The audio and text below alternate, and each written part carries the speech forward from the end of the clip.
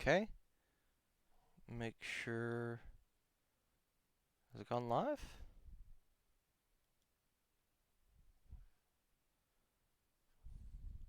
Hmm.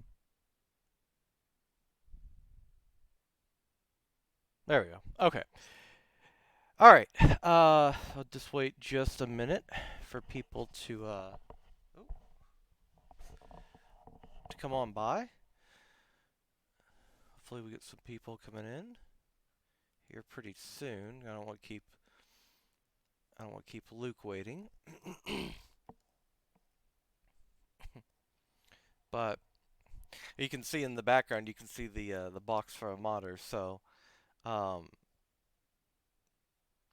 but okay, all right. You know what? I'm gonna go ahead and make the announcement so we can get started with Luke because that's what's most important here. So, so announcement number one. I did get the monitor. It's the Asus iCare monitor. Um, so I got that. It's not hooked up right now. It's not what I'm using right now because if there were any technical difficulties, I didn't want to have to go through, reset everything up, and do all that stuff. So, um, but that is something I'm going to do right after this interview. So right once we wrap things up and get the raid done and everything, I'm going to hook up the monitor. And this again, it's an eye care monitor. It's supposed to, hey Weeb, what's going on, buddy? How you doing?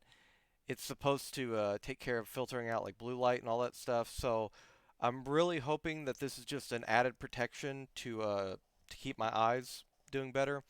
My eyes are doing fine right now, not having any issue. But again, I'm also taking those drops again, which I can't take indefinitely.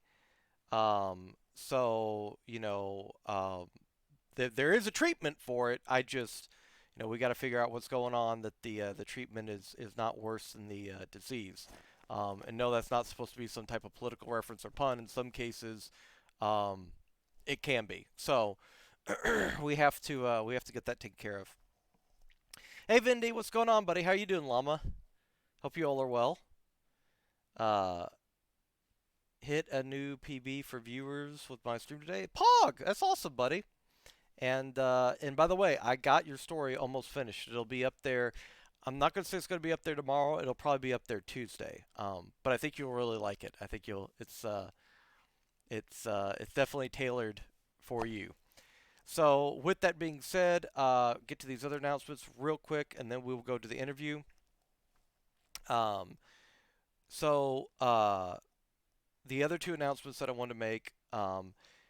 I am going to have a special guest for an interview coming up. It's either going to be this week or it's going to be next week. Okay, but it's going to be around this first week in August. Off to sleep some. All right, Llama. Hey, buddy. Love you. Thank you so much for stopping by. And we'll touch base about doing an interview at some point if you'd be interested still.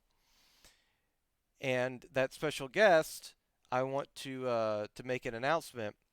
That special guest is actually not Mama Yan. That's something completely different. So that leads me to the final announcement was the on Twitter the poll that I had put out.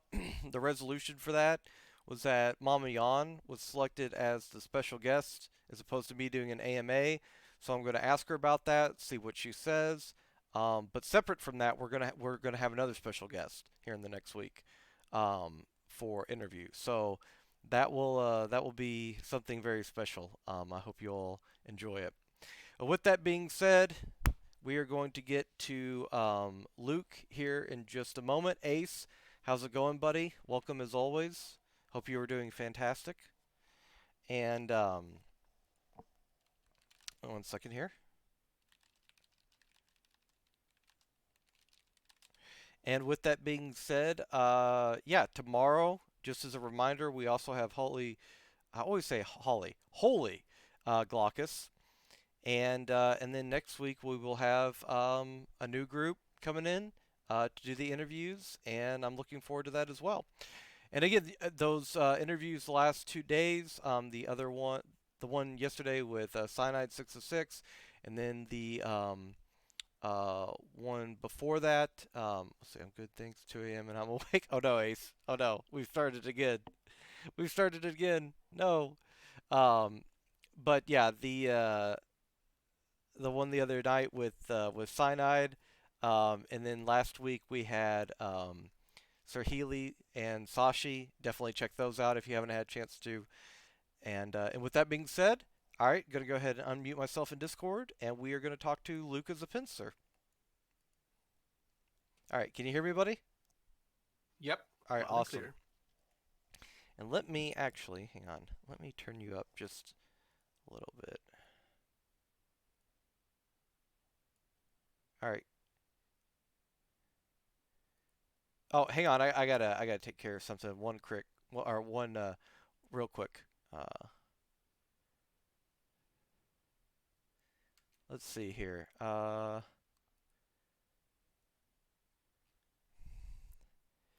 Yeah, yeah, yeah. Isn't that funny, Eclipse? Huh? I was about to expose you. Okay, all right. Now you take care of that yourself. I'll respond to your DMs. What the? You don't read my DMs is the problem. Okay, all right. So with that being said, um, everybody, please join me in welcoming. Oh my God, I'm just completely losing my voice. It sounds like I'm not, but it sounds like it is. Please welcome me in welcoming. That was awkward.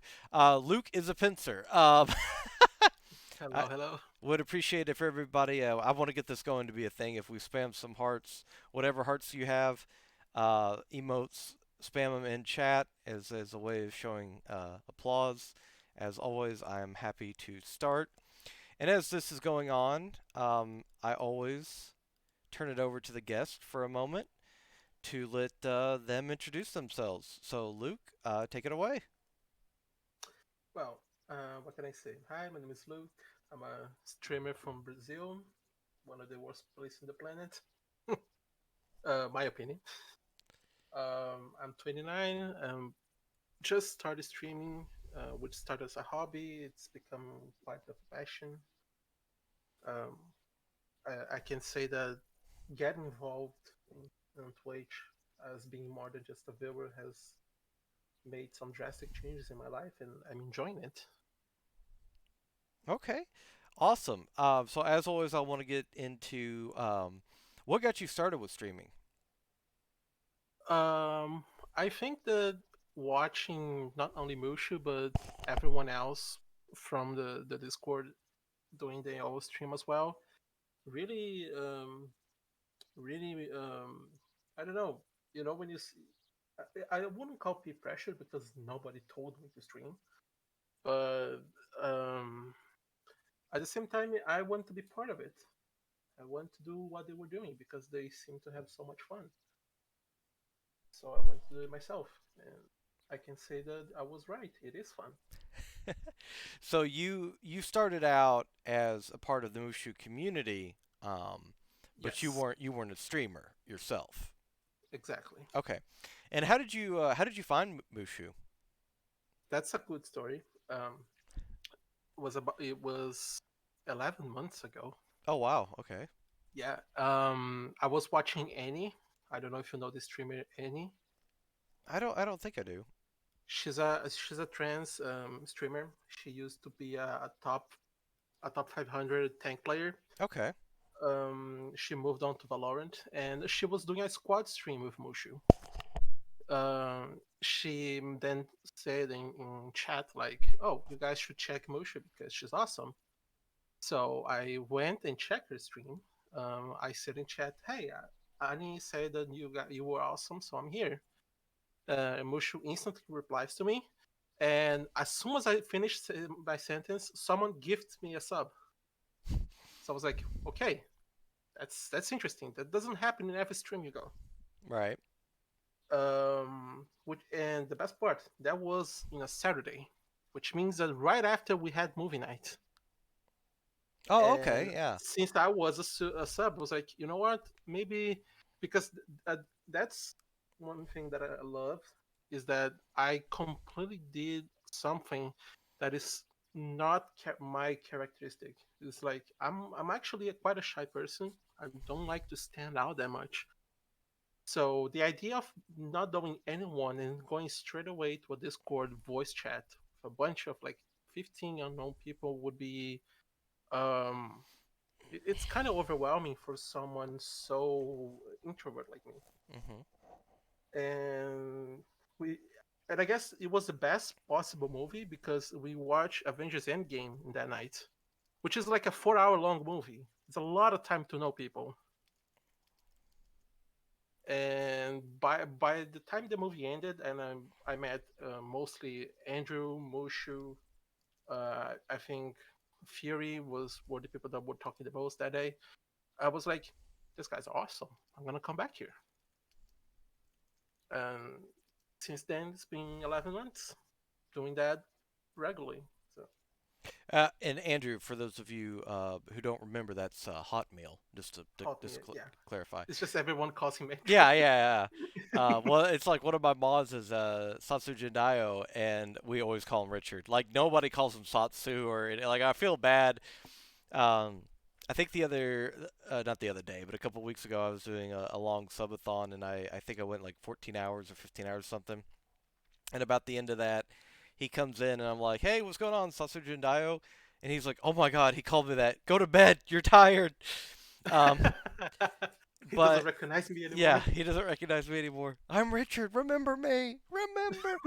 Um, so were Fury and Andrew? Were these some of the first people that you met that were part of the community? Like, I guess. Well, actually, they would have come in about the same time you did, correct? I believe so, but Andrew was already known as a very generous gifter on the community. I think he was already reaching the 1,000 gift subs or something like that. Holy. Uh, yeah, and other people were very outspoken that day as well, but I don't think there are people you are nec- necessarily know, like Tom, other people. Like I don't know if you speak to him a lot, No, the but he people was a that I know from back that time period or past would have been. It's a very very small pool, but it would have been yeah. Trep, uh, uh, Abu, Sept. Um, Trying to think of who else. Yeah, none of them were on that night, but Okay. I, the people I have the strongest memories from that night were them. Were like Mushu, Andrew, Fury, Cloud was talking that day as well. Well, and I think that this kind of interjects an interesting point too, and it's not just that people come to uh, Mushu Stream Team or they come to any stream team or any community just specifically for the streamer. There are instances where that happens, and definitely the streamer is always the major allure to somebody new, and that's the first person that they see. That's usually the person on camera. Hmm. That's the first interaction. But what keeps the longevity of somebody's return is the community, and That's for sure. as Luke is talking about here, having amazing people like, and especially which I met all amazing people when I first came to her stream too. Especially because I already knew Abu, Eclipse, who everybody saw in chat, was under a different name at that time. I can't remember which one it was, but it's the same person, and so I already knew a bunch of people going into her stream, and I knew they were all great people. But that's definitely a foundation for people to come back. So for people who are building a community currently or who have just started, I've said this before a billion times. Especially your starting, community and foundation. Once you get to a certain number of people, um, you're going to have mass numbers of people coming into your stream and coming out of your stream, and um, there's no real control that you have over any of that given situation. That's just what happens when you grow as a streamer. But in the beginning, um, the people who are there is kind of the founding members, and now we have the founders badge. But I'm talking about, just even if they don't sub, the founding members of your community are the people that strongly represent it. So, I agree. so I agree. definitely keep that in mind for people that are kind of new to streaming or trying to build their stream currently. Um, and you talked about movie night and stuff like that. Um, those are also awesome additions, I think, to add to any stream. And so what kind of led you? Because you said nobody pressured you into it, which is awesome. I'm glad nobody did. But what kind of led you into streaming? Had you? I mean, I know you talked about you saw other people doing it. You thought you'd give it a shot, and Mm-hmm. to be honest, you and I share that in the fact that we're both introverted. I mean, I yes, the guy wearing a pink bunny suit to an audience right now is introverted. But I, That's possible. I typically don't go, to people, randomly at other places and start a conversation. Yeah, Um, and exactly. you know, oh, okay, well, uh, happy birthday, early birthday, Cube, and I appreciate you stopping by, buddy. Thank you so much. Everybody, wish Cube a happy birthday Happy birthday. if we don't get a chance to see him before then. So happy birthday, buddy. Um, and yeah, it's definitely one of those things where it makes sense as an extrovert. It almost seems self-explanatory, but as an introvert, if people weren't pressuring you and all that stuff, and again, I'm glad they weren't. But what kind of was there a pivotal moment where you decided, you know what, I'm going to give this a shot? Mm, that's tough because I my memory of my first stream is kind of vague, if that makes sense. Guess it was just finding myself. Um, what happens is that before I've known Moshu, there's a very close friend that I have that was a streamer, and I've mod for her for a good 2 years, I think. So I kind of knew exactly what I was getting to. I just never, I just first I think I would never have an audience, which I guess it's a lot of people. It's what keep a lot of people from even beginning of streaming because they like, ah, no one's gonna watch me. I'm boring, something like that. And uh, I had that mentality a lot, especially because you compare yourself to a person who does that for a living, and you imagine, yeah, I'm not gonna get on that level ever. So I feel like I shouldn't even try to do. And those kind of negative hindrances were they faded as I started to make more friends who were small time streamers as well, and they realized that, dude, you just have to do, just if you want to do, just go out and do it. I know it sounds like a very blunt kind of advice, but it's also, I think, the best one because you just have to figure out yourself once you start, and that's how I feel. Uh, I think I started playing Overwatch as well, and I really didn't like. So that's when I decided to go more of what I like to do. I had a discussion with another friend of mine who said, "Yeah, look, from you'll never be a FPS guy because not because you're bad, you just don't like it. You play Overwatch because it's a Blizzard game, and it's true. So why don't you just go and play what you like?" So yeah, you're right. So I started streaming my Final Fantasy 14 games, and I started to get some attention. And around that same time, Persona 4 came out, and I had upgraded my internet. I was like, okay, maybe this is the time to make a full playthrough. That I that's when I feel like I really began to flourish as a streamer with my Persona and my Dragon Age gameplays, which is something that I had a lot of fun. My first game that I fully played on stream was Dragon Age 2, and I think it was amazing. It was a great success. And then I moved on to Dragon Age Inquisition, and again, story-driven games where I could play the game, interact with everyone was watching, make my own stupid remarks on what's going on in the game. That's much more interesting for me than just showcase my absolute lack of skill in a competitive game. But I cannot give you a reason why. Okay, what was the driving force for you to start streaming? I guess I always wanted, and I just need one push, and I gave myself the push one day. It's like, you know what? Let's install this software. Let's install OBS. Let's put a game, and let's see what happens. When I realized it was an affiliate, when I realized, people say, why don't you just ask Mushu to join the team? It's like, you think I should? Yes, you should. Just go. Ask her. And then here we go. Well, and I think that this brings up an important point. I always ask people what got them started, but I don't want to for people to misconstrue that you don't have to have some, since you mentioned Dragon Age, you don't have to have some type of grand backstory as to why you want to be a streamer. Being a streamer for me personally was never on my radar at all. I wanted to be a comic book writer, and it Mm-hmm. just so happened that I saw everybody else doing this, and and I did have some people that that really helped to encourage me, and I don't want to discount what they had to say in their encouragement because it was very impactful to make a big difference in me doing it.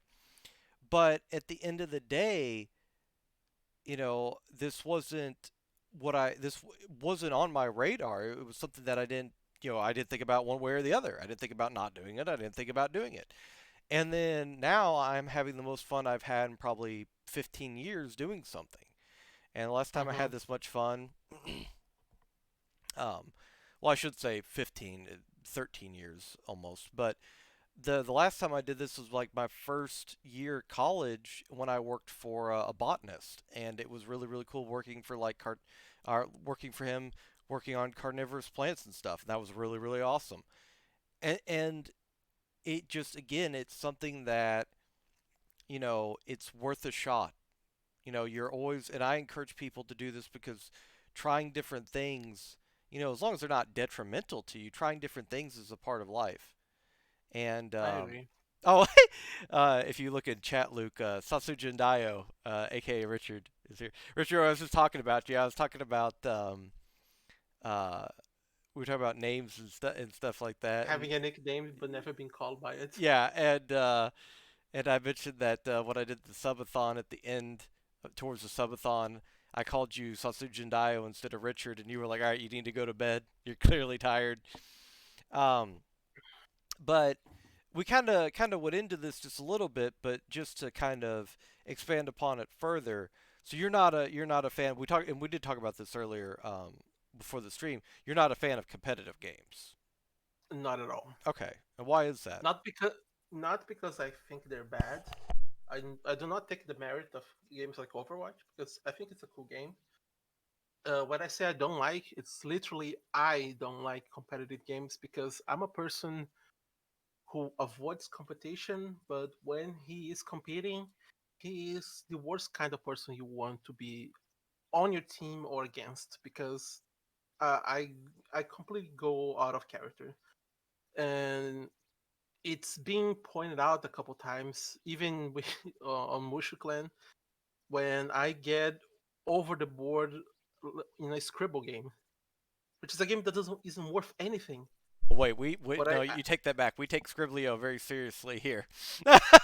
okay, that's No, no, good no, no.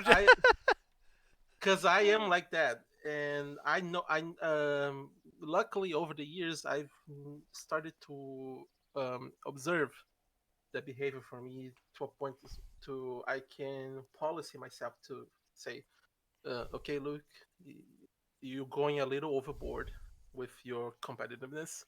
So keep trying your best to win, but do not get angry at others for that, which is something that I cannot avoid when playing a comp game.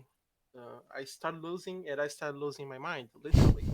And this goes for any online game what I ever played.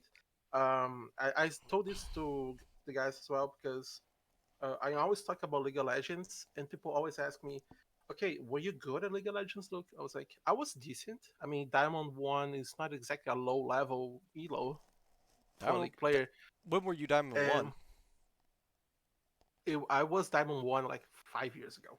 No, Diamond. Well, no, that would have been yeah. That was before they It was introduced. before Masters. Yeah. So Yeah, I saw the introduction of Masters. I was knocking on Masters doors, okay. and but at the same time, I realized that when I was playing League, I was the worst person on the planet. I was horrible, and I guess I was lucky enough to recognize that you know what, you're not even having fun anymore playing these games. You're just getting angry. You're playing because you want to win. You're not even enjoying the game while you're playing. So I just quit. I haven't touched the game since then. Well, and I am almost in complete 100% agreement with you about everything that you said because and I've said this on stream before. I could play Overwatch, but I don't enjoy the person I am when I play Overwatch because it's not just about winning or losing, but about the time that I have, you know, somebody screaming in my ear, Mm-hmm. very TOS, we will say, terminology and stuff. It's very hard for me not to tell them to shut up. Yeah. And it gets very frustrating. It gets frustrating, on a competitive note. It gets frustrating to when you're playing tank or something, and I would play at the level, um, where I mean it's one thing to be a top 500 tank smurfing in bronze and getting all golds. It would be completely a different all gold medals. It'd be a completely different scenario. But I was playing Mm-hmm. in the SR range that I was in Masters, and people in Masters aren't supposed to be getting, you know, beaten and damaged by their Reinhardt on Ash. And you would have, and I'm just using this example, and you would Mm-hmm. I have those feel you. situations, and yet they pin all the blame on you. And it's just very hard to sit there and keep, especially because I have a background of having had problems when I was very young with bullies, and all sorts of other stuff that growing up that I had issues with, and we won't. I'm not going to hijack the conversation. I don't want to, go into that conversation, but um, and so yeah, so no, but I think what I would be very very proud of Luke, and I'm proud of you. We hadn't talked about this before, obviously, but I'm very proud of you that you recognize that and you decide, you know what, I'm I gonna stay deserve away from better. this. Yeah. Yeah, that's how I feel because when I'm not gonna be going here say no, all I did was getting bullied. No, I was when I wasn't being the person who was being constantly being harassed for not winning. It's like, oh, we're not winning because you're not doing your job.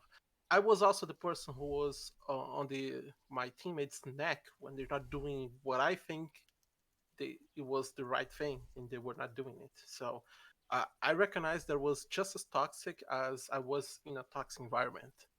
So even when I wasn't, I was behaving myself. I would have people not behaving and vice versa. It's that kind of environment. I was getting nothing from it. So I realized that I would have the same fun with the game by just watching the news, seeing what's happening, and watching competitive play. I still enjoy watching the league tournaments, and that gladly that is sufficient for me. I no longer have any desire to play the game. Well, and I think that that's kind of happened with me too. I can watch, um, Overwatch streams and not really get, any type of fever to go back and play the game, so to speak. I can just watch them and just hang out. But Hmm. since we're talking about it, I have to ask you, who's your favorite LCS team, if you have one? Of all time, Sure, yeah. Fnatic. Fnatic? Okay. Yeah, because I was a massive fan of Xpeke. I think he was amazing because I think he was one of the first people to legit become a league personality in a way. Right. Because of course then came Faker and he shattered anything that we consider normal as being a gamer celebrity. Hmm. But before that we had him, and I always have been a fan of the organization before even league. I would watch Fnatic players on Counter Strike and other games. So when I saw that they had even a League of Legends team, I was like, oh. this sounds fun because I already knew the brand. It's fun because I'm actually a fan of the brand Fnatic, not just the team. And then the Fnatic keeps getting good players that I caught my eye. Then came Reckless, which I think is an amazing player as well. I love watching him Wasn't because there I a was an game where he got ADC. like 500 CS or something like that? Like I'm trying to Yeah, remember. yeah, I think he had a 500 He CS had the game. It was record. something He had the crazy. record in the Yeah, league for CS. Um, but yeah, for those of you who don't know the legend of Xpeke, if you look at anything up on him, you're going to find the story. If yeah. you've never played League before, or if you have but you maybe came in way later, He so you, basically created a play with his name because since then, every time someone does a backdoor, is the X packing. yeah, It's no he longer a backdoor. he created a good play, not like when people yell C9 in Overwatch. Exactly, exactly. But Yeah, it's a good thing. Xpeke, Uh, he was a proficient player, a very proficient player with a character named Cassidin, whose ultimate is basically he, teleports around. Infinite Blinks. Yeah. Um, and he basically waited until the enemy team had committed to attacking their base, and then he went in and backdoored and killed the enemy base before they could get back to him. So, very famous player, as Luke said, and I agree with what Luke said too. One of the original personalities before you had and Faker. To be completely candid, Faker is not so much a like an exaggerated personality.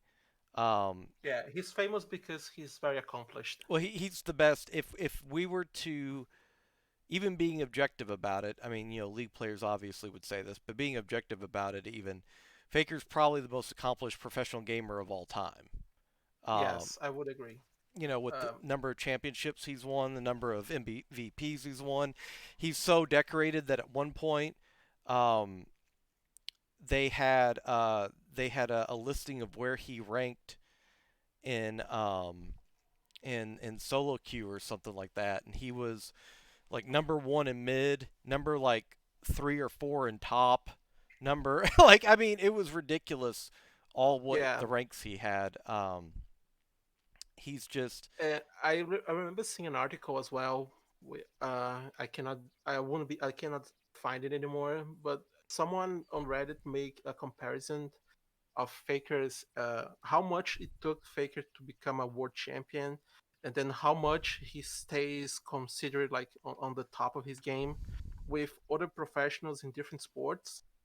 To put in comparison how good he actually is on what he does, and it gets even more extravagant where he ranks some people like LeBron or something on his specific field, of course, which is something that very few other league players have because no one has stayed on the top for so long like he did. Even though he's maybe on the twilight of his years, maybe I don't think it um, SKT is that good of a team anymore. mhm. But no one is even close to do what he did, like the 3 championships and all the accolades he has. No one is even close to tie that. There is no active player who's close to getting 3 championships. Yeah, no, there, yeah, and I would say too that to tell you um, just how good Faker is at a certain point. Um, and I can't remember the other player's name, and I feel so bad about that.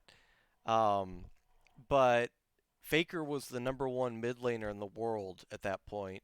This was a couple years ago in league, and the number two was on SKT as well. And but he Oh, had Easy Home, who was Easy Home. it might have been, yeah.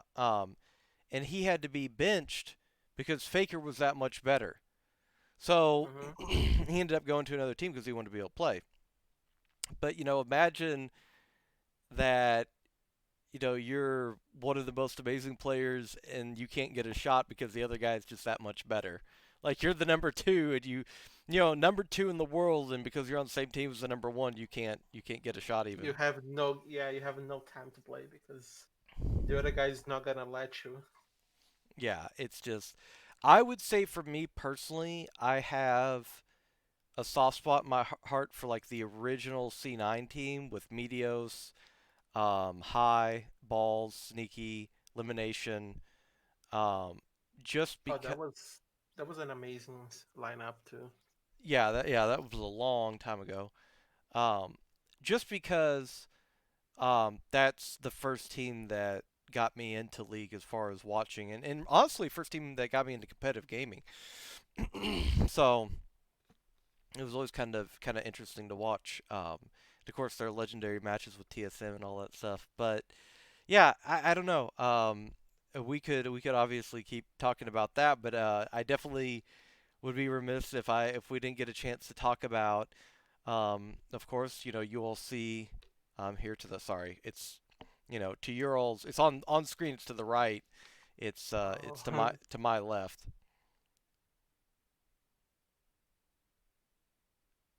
talk Uh, about the Chrono Trigger. yeah, yeah, yeah. I love Sorry, it. I was reading what Richard said for a second. Hmm. Yeah, I'm loving that game.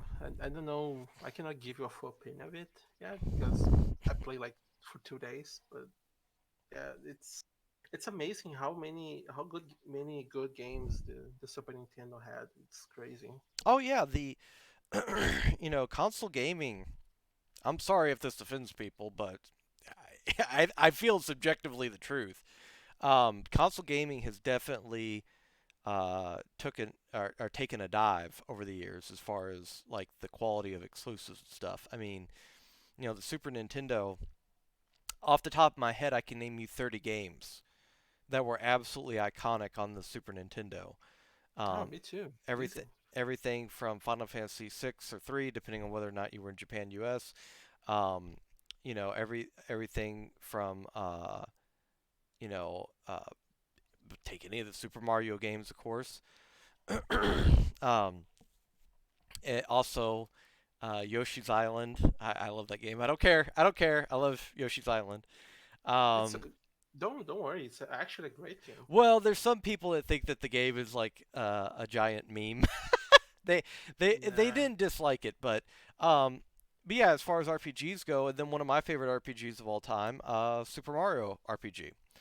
Um, Hmm. Super Mario RPG. We had three Final Fantasy titles on it. We had Chrono Trigger, Secret of Mana, Legend of Mana. Sword of I don't Mana. think Sword of Mana. I think we had a couple Dragon Quest games as well in the Super We Nintendo. did, I yeah. mean, the Super Nintendo is the more you look back, you see how impressive Nintendo was with that console. Yeah, the transition for Mega Man X. Um, Yes, dude, I love the Mega Man series so much. what? I am a widow of the good Mega Man games. So you and I are. You said you're 29. Yes. Okay, so we're only a year apart. So, what was your first like series of games that you played, or what was your first gaming console? Uh, the first console that I have memories of playing was a Mega Drive or the Genesis, I think it's called in America. Okay, Playing Sonic games, but that was my brother's console, so I didn't have like full exclusivity on it. But then right after my parents got me a Super Nintendo just for myself, and they got me two games. They got me obviously the Mario World that came with it, and they got Mortal Kombat, which is a great game to give a 4-year-old, by the way. Just saying. no, I mean Uh, Mortal Kombat. Listen, the game. I feel at this point in time, I feel undeservedly got a lot of harsher treatment than it deserved as far as from the the violence stuff because it was more yeah. of a that game. It has more jokes than you can imagine than just violence. That's one thing. The first Mortal Kombat games were very complete. They were just a bloodbath between two people, like people want to think. There were so many Easter eggs and so much going behind the game that was it's fascinating to see how those games actually even came to life. I think what's I'm really a big fan of it. what's really funny too is there were so many games on the Nintendo, the original NES, that or the Famicom, that when the Super Famicom or the SNES came out, that kind of got their redemption. For instance, Ninja Turtles on NES is one of the great tragedies of gaming. True. But then you turn around and Turtles in Time was What a amazing game. well, yeah, it was really really good. I So, love the game so much. I actually lived close to a place who had the arcade version of that game. And it was funny because I didn't know back then that in the prehistoric level of that game, the bosses in the SNS and the arcade are different. And I was really, yeah, you do not fight the crazy turtle in the like you fight in the Super Nintendo. You fight a mudman, which is huh? like so disappointing because I was like, what is this thing? Why is the crazy turtle from the Super Nintendo? Yeah, I I tell you one of the and let's see if anybody remembers this one. Luke, anybody in chat? This is a throwback. One of my favorite fighting games of all time was Clay Fighter. Does anybody remember Clay Fighter? It was literally a claymation fighting game, and it was hilariously bad. I mean, I I vaguely remember because he has a really scary box art. This this snowman, yeah, right? The demonic snowman. I think Dude, it was Jack Frost was his name. Hang on, I'm yeah, looking that up.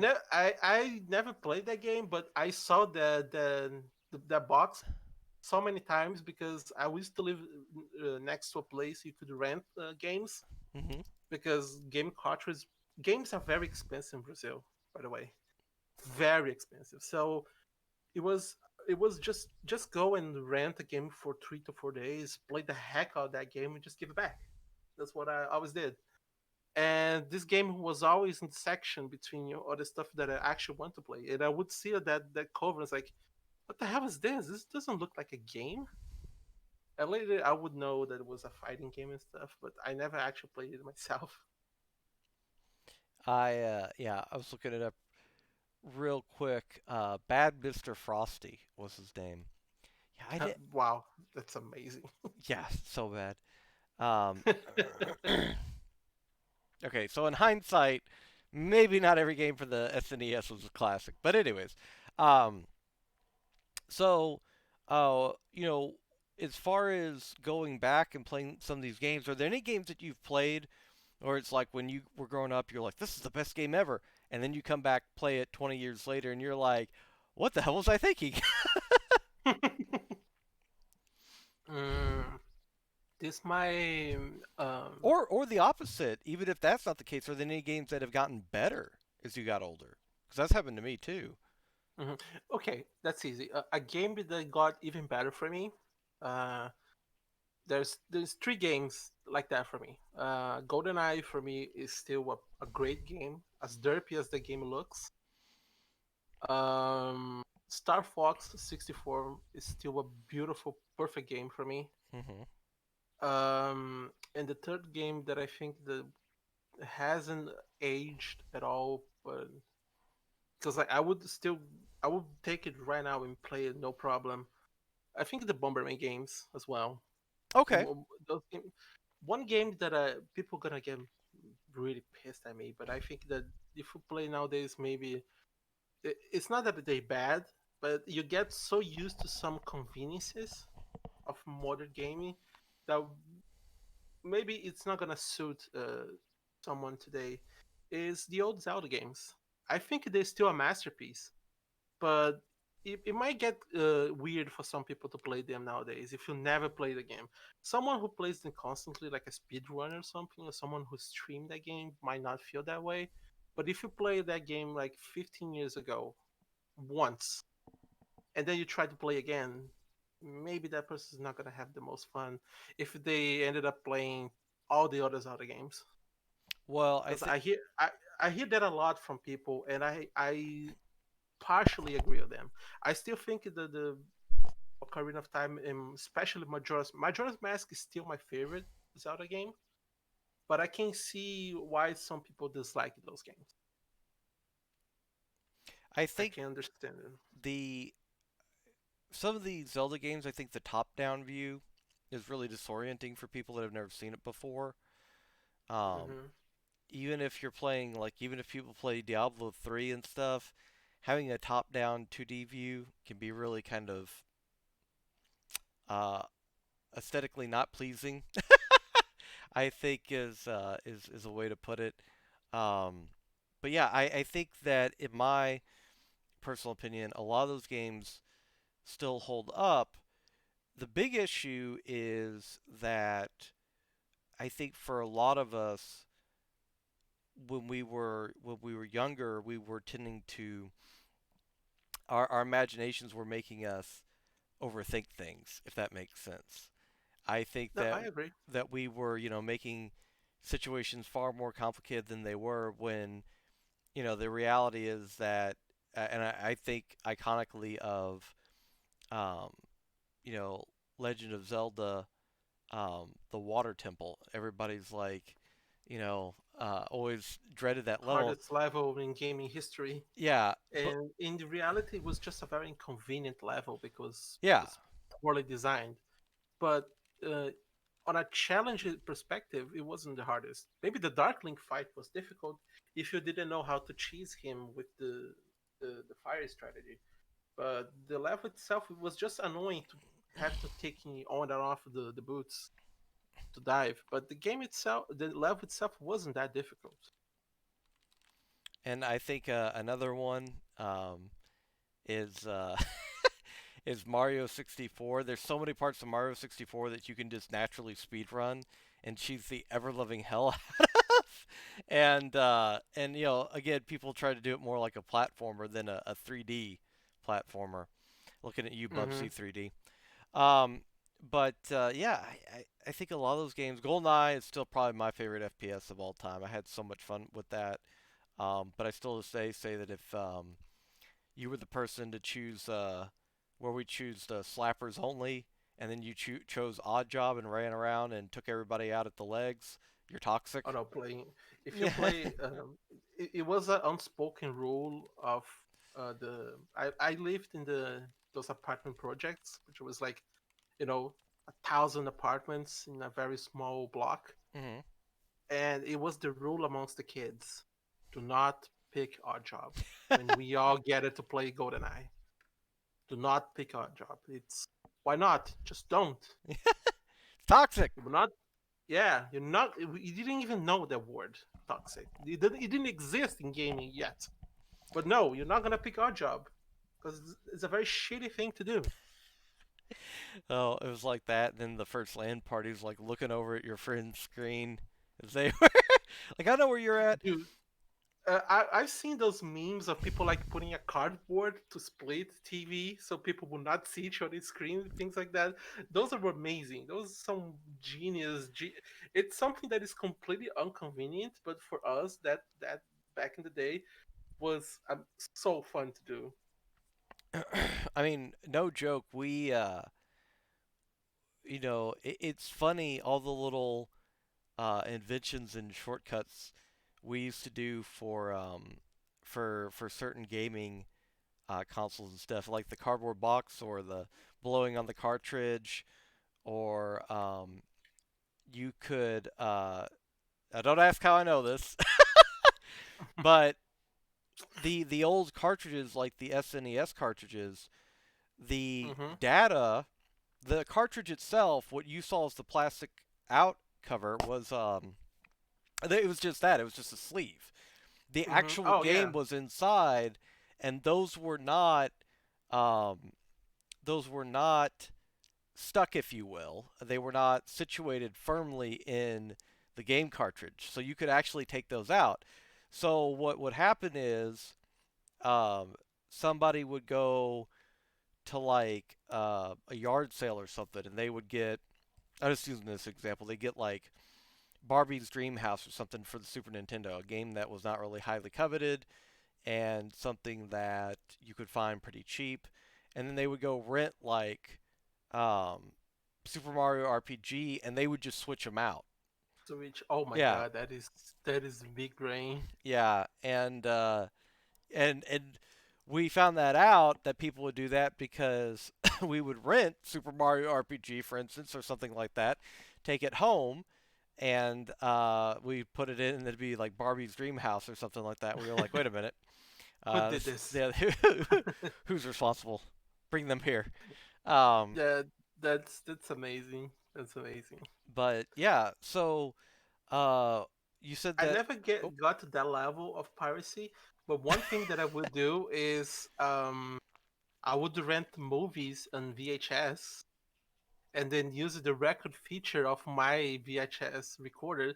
So I would record my own tape of it for using later, and then I would give the movie back we don't we instead of we don't instead of condone any of renting this. it. I mean, no one's gonna do that anymore because no, there. I don't think anyone here even has a VHS tape What's anymore. so funny? Actually, let me tell you real quick, Luke. What's so funny is now people do encourage doing that because that's how you transfer like your old VHS home movies to like DVD. Yeah, Like true. so so people do yeah, they do that now. Another one again, I'm just throwing this information out there, not encouraging it in any way shape or form. But the Sega Dreamcast, for those of you that remember that system, the Sega Dreamcast, all those games are on CD rewritables. The original copies, I mean, even. And Oh so yeah, that's true. I so remembered. people literally, of course, you couldn't do it back then because there wasn't really any CD rewritables out there that could store that much data. But now people can literally, you can go like to, here we have like you know, office store supply stores and all that, and you just go like an Office Depot, and you literally just go buy like a case of CD rewritables, and you can go to like you know place on the internet to download the Dreamcast games, and you can like put them on a disc, and as long as you have a Dreamcast, you can play them.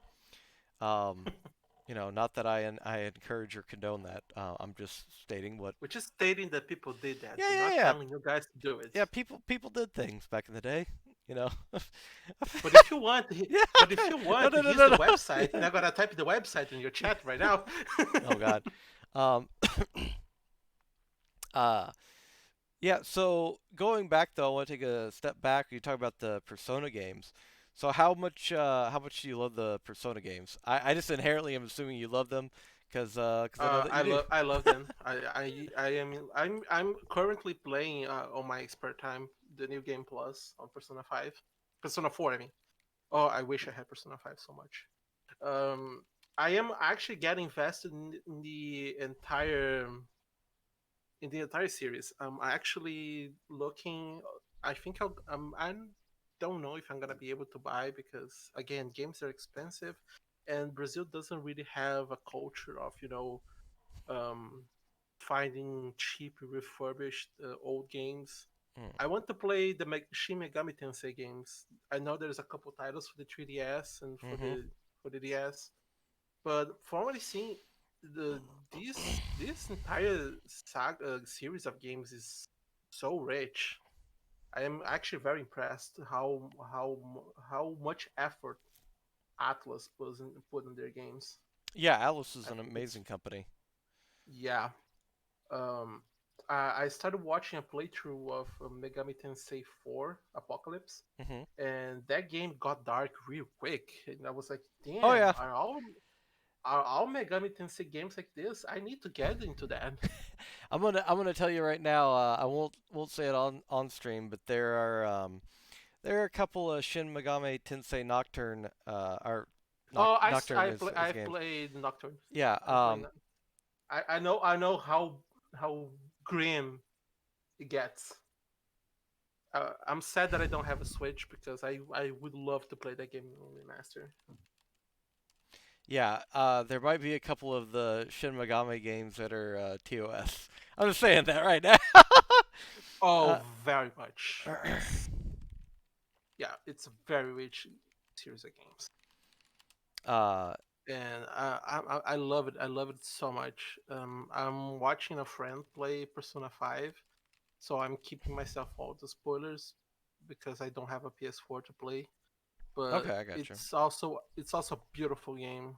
Um, um, I think what baffles me the most is how good the soundtrack is, because that's one thing that is very important to me. If the most striking thing in any game I play is the soundtrack, it's the most memorable thing for every game I play. Is I always have at least music, one soundtrack from my favorite games that will never leave me, Yeah. and Oh, it sorry. has been the case with Persona so far. Persona, yeah, and I think that soundtracks are all fantastic. But I think with Persona in particular, especially Persona 4, I think that's my favorite. Um, the story was just really, really, really good. And what they do is they have a very engaging, diverse set of characters that I don't think there's a single one that I wasn't interested in their backstory. I agree. Ev- Everyone is very special and very different from each other, to the point that each one of the Persona 4 characters, for example, would be able to tell an entire story on their own as a game if they wanted to. Now, I have to ask, have you played Digital Devil Saga? I have not. Okay, I would highly recommend that checking out that series. That's Shin Megami too. In Hmm. fact, actually, the main character Shin Megami Tensei Nocturne is a boss, a secret boss in the Digital Devil Saga. Oh, nice. Uh, Yeah, I'm definitely looking forward because RPGs are definitely my favorite genre of games, and I'm always down for having a new one to play. okay. I would recommend if you are at all interested in, and this is just my opinion, if you're at all interested in um, RPGs, especially old school ones, I would highly recommend checking out the Shadow Heart series. It was really, really, really good. Um, had a kind of a little bit of a weird mechanic that not everybody is going to appreciate. It had like the little turn dial mechanic where there would be like a spinning um, dial on a excuse me, hand on a dial, and then you'd have to Hmm. hit it the right place to get like higher hitting damage. Um, but the story was really, really good. I found everything about the series really, really, really engaging. I would definitely, definitely recommend checking that out. Um, and of course, Chrono Trigger, I'm always going to recommend that one. Have you played any of the older Final Fantasies? Yes, I played every single Final Fantasy. Oh, you have. Okay. Hmm. Which is your favorite Final Fantasy game? 9. Really? That's awesome. Yes. I normally people will say 7. I No, I always I go have a very with cool story about Final Fantasy 7, but it's not my favorite anymore. No, it was okay. for a while. I mean, do you care to share the story? Yeah, I was trying to find a way to interject that, No, go ahead. because Here we go. it's something that people always ask me. It's like how people always ask. I don't know. I did not try to sound conceited, but at least once someone said that my English is pretty good for someone who's not from a native English speaking country. Your English And is great. people often ask, did you take classes? Did you go to a lot of classes? I say, no, I never took any English classes in my life. And they ask, okay, so how did you learn? I say, well, it's actually funny. I was maybe 8 years old or 9 years old. We had a PlayStation, and we had the game Final Fantasy VII, which is all in English. So I Right. couldn't. And when you play an RPG, it's obviously that you will never progress an RPG if you do not do certain tasks involving talking to several NPCs. You just have to, and you need to know what is being said in the dialogues. So I did what would seem to be the most reasonable thing to do. I asked my parents to give me a dictionary to translate from English to Portuguese. That's So awesome. I played the entire Final Fantasy VII game with a dictionary in my hands, translate every single dialogue until it became comprehensible enough that I could proceed. And that's how, by the end of it, I wasn't a good speaker, but I was quite an excellent reader in English. From that point, I started watching, movies with no subtitles. I started playing online games, and then I started making friends on English social media, and I started always having to talk to them, and then that's how I practiced my English. By the time I was, I don't know, 16 or 17, I was pretty much fluent in English. That's awesome. Yeah, I mean, anybody. There's so many people I've met on Twitch that are bilingual, trilingual, quadrilingual. Some people even, um, they speak five, six languages. It's absolutely incredible. Um, English is my native language, and I don't speak it that well. Um, so I always have to disappoint people too. The fact that I have uh, German family, but I do not speak any German because I did not grow up there, and that side of the family I never really met or associated with. So, I um, feel I have a friend who has Chinese parents, but she lives in Canada and mhm. she speaks no Chinese, and people always question her. But your family is like you're not like a third, fourth generation of Chinese. You like literally have Chinese parents, and you don't speak any Chinese. She's like, no, I don't. Yeah, it's I don't know, but I am always impressed to hear when people do that, and I think it's awesome, Luke, and I think it's even more awesome that you were inspired to do so uh, by video games. See, video games help you learn. They don't encourage violence. They help you to learn stuff, like how Bro. to take them out of cartridges and switch them at it. Anyways, I get livid. I get livid when people try to blame on video games for violence, and but no one ever, nobody talks anything when someone commits a heinous crime. I'm not gonna say the word because I don't know about Twitch, but someone always goes and commit a heinous crimes involving guns, and they try to mention God, the Bible, or any other religion. But no, it's the video game. It has to be the video game because kids play GTA and then they just go out stealing cars. That's what they do. Sure. well, yeah, especially when I think that those were political talking points back at the time. Numerous It's people. it's because it's an easy target. It's an easy target. Whenever something tragic happens, it's easy to blame video games than actually recognize that maybe the society is messed up. Well, And well, I think it's also easy as well when to obfuscate an issue or a problem when the thing that you're directing people's ire at is something that's still unfamiliar to the general public. I mean, video games, we can go on a nostalgia trip, but we, especially again being similar in age, we both know that video games have not always been mainstream.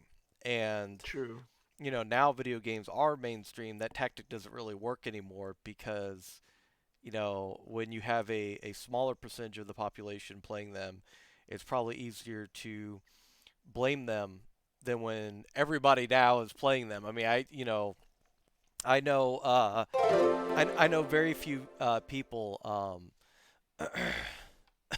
that I know very few people now that don't play video games or haven't ever played them. I shouldn't say that they necessarily own an entire Steam library, but um, yeah. Richard says smartphones, social media are the new scapegoat. Yeah, no, I think that's fair, Richard. And yeah. just But like also in a while, games are still brought up. Again, we're not going very political, but I think very recently, I don't know if it was Trump, but I know a big politician tried to blame on video games for violence again. It was very recent, so yeah, social media is definitely the main scapegoat nowadays. But video games, once in a while, people try to bring up, especially because they think that kids try to emulate kind of a violence they see, especially as they become more and more realistic. They think that people now will be very convinced they can do the same, which is, I think there's no proof that that is happening. So Well, see, and I can prove that. I mean, I probably shouldn't say it, but I'm gonna say it anyways. I can remember, thinking, when people would have that as a talking point, and then remember games like Oblivion or something, or Elder Scrolls Oblivion, hmm and I would die or essentially starve to death in certain mods of the games because you would have to continually eat. I remember playing, of all friggin' things, I remember playing Oregon Trail. Okay, and before somebody goes, wait, Jan's 30. Wait, is he 50? No, yes, we had very old computers at my school. Okay, my school was not up to date on their technology, and I remember playing Oregon Trail, and I couldn't bring myself to kill a deer. So like my whole family starved to death. Yes, Richard, they died of dysentery. They all starved to death or died of dysentery because Papa Jan couldn't go out to the woods and bring back a deer carcass. So I was like, well, we're vegans, folks, and like we all died. And so, because that was not a great lifestyle for exploring the American territories. I feel um, I have a very hard time taking the bad route in any games that have multiple choice. Like for example, Fable for the Xbox back in the day, very old game as well, and it was one of the first games that has a very distinct evil route you could take. And I played the game a couple times before I finally had the guts to know, you know what, I'll go straight up evil, and I still feel awkward about that, and just not me. yeah, I The couldn't. same way I feel about when I see those Shin Megami games where you can be extremely lawful, and but in the older spectrum you can literally bring the end of the world, and it's like wow, that escalates very fast. Yeah, I can never bring myself to be. There's certain games I have where I don't have 100% because I can't do Mass Effect's one of them. I can't do the Renegade uh, style of things with Mass Effect. I just can't. I don't know what it hmm is, but so I it just never occurred to me to give those things a try. With that being said, since you mentioned Star Fox earlier, I let Pippi die every time. Um, uh uh, yeah. If he was in their sights, um, or wait. No, what was his? It wasn't Pippi. What was? Sleepy the frog. Was it Sleepy? Sleepy is the frog, yeah, who speaks like has a girl voice. I'm looking up the Yeah, Slippy. Peppy Okay, Peppy yeah, Slippy. Yeah, yeah, Peppy's the rabbit that teaches you how to do the barrel roll and the somersault. yeah. Okay, no, He's no Peppy. Yeah, no, I saved Peppy. I saved Peppy. I saved Falco, but Slippy, no, Slippy died. Slippy was on his own. yeah, it must be torturous for you to do that stage where you have to save him, otherwise you cannot go to the other level. He, yeah, I know. There was like the secret level you had to save him, and then you went to like the underwater level. Yes. You know what? I think I saved him one time just to see what the level was like, and then I'm like, this isn't worth saving Slippy. Um, but so when we kind of touched about or touched base about this earlier on, but when you went to join the Mushu team and all that stuff, you'd already established connections and friendships with people. Um, just taking a brief moment to diverge from us talking about old school RPGs. hmm What was it like, meeting the team, getting in the Discord and all that stuff? Because we have a lot of team members now. So, Mm-hmm. what was your experience like? Uh, it was the same as it was the experience of being invested in a community, which I have never been before. It's everything is very new for me.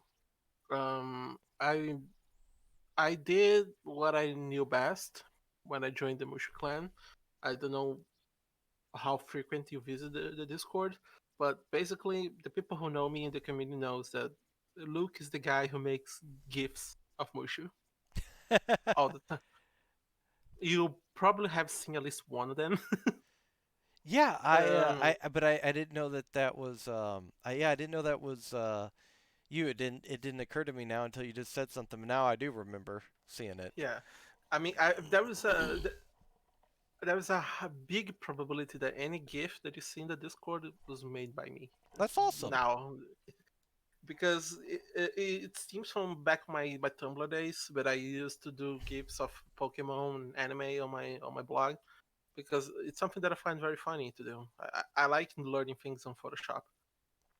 No, And I mean, that's awesome, and it's a new form of comedy, if you will. It's a skill set. I mean, definitely, people, anybody can take an image and layer some text over it, but to actually make something that resonates and something that is funny is difficult to do.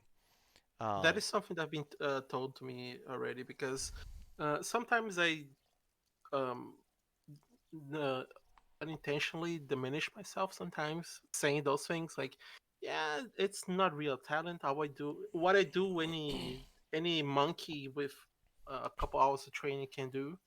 But then someone tells me, yeah, but knowing which joke to make at the right time, it's kind of a unique skill to each one because it's your own style of comedy. It's like in saying that anyone can, and now I see that, like anyone technically could be a stand-up comedian because all you need to do is a microphone and stand up. Doesn't mean that you're gonna be good at it.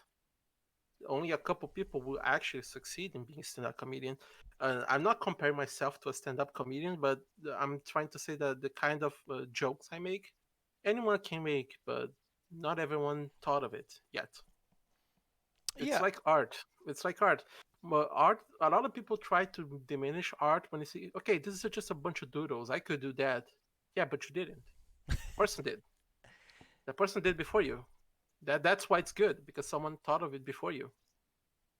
It doesn't count that you can see now and say that you could do it. You didn't think of it. well, and I think that it's also equally important to remember that. And so, kind of going back to writing for a second. Yes, obviously the content and the context of the 300-page novel or whatever you write, obviously that is of the utmost importance. But let's be completely honest here, right? Um, would uh, the Lord of the Rings, for instance, having that is the iconic name for the series, would that have as much impact and would people have had as the Lord of the Rings? It's majestic sounding. It sounds like a fantasy oriented um, novel.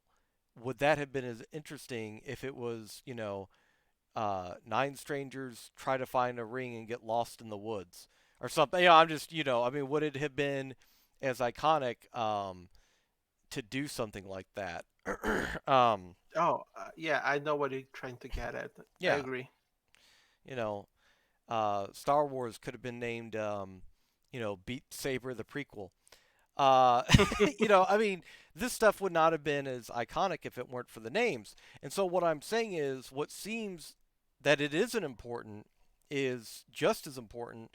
And so you sit there and think, well, memes are just memes, and they don't really have any weight, any importance, and that's just not true, especially in today's society.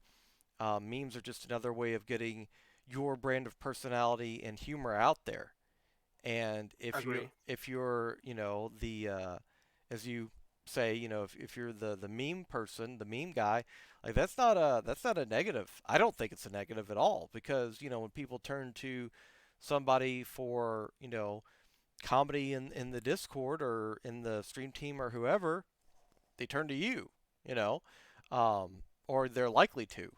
So I think that anything like that, I never bought into the, what was it, any attention or whatever is good. I forget exactly how it's phrased, but even bad attention is good intention in social media. I don't buy into that at all. I think that there's definitely attention you don't want. There's things you don't want to be known for. But I think that that's definitely one that comes with a badge of honor because I mean I can't make memes. I can try and crack jokes to the best of my ability, but yeah, comedic talent is definitely a very, I still think to this day, underrated talent because especially True, it requires true. intelligence and empathy to be able to associate what people are because you're essentially trying to associate what people think with something else. So, Yeah. but no, I think that that's really really cool. Hang on, I'm doing another plug for your stream real quick since we're talking about it. Um, but so going forward, like, what are your so your affiliate, and then going forward, what are your goals as a streamer? It's difficult to me to say exactly because I was being honest. Like I am currently not going to college because of the pandemic, Mm-hmm. but my final objective remains the same. I want to graduate, study veterinary, and I want to be a veterinarian, Oh, as that's far as I awesome. know. Maybe, who knows, in the future, I can transfer what I'm learning in whatever specialization I have, transfer to a digital media, either via YouTube or via Twitch. Maybe find a way to stream whatever field of expertise I get involved at on Twitch. I think it would be a very interesting thing to show people. I think more and more professionals are trying to expose what they do online in a very constructive way. I have surrounded myself watching several biologists, several doctors who decide to bring up the skill set to the internet in a not only in a fun way, but in a very didactic way. And I'm seriously considering doing something similar when the time comes.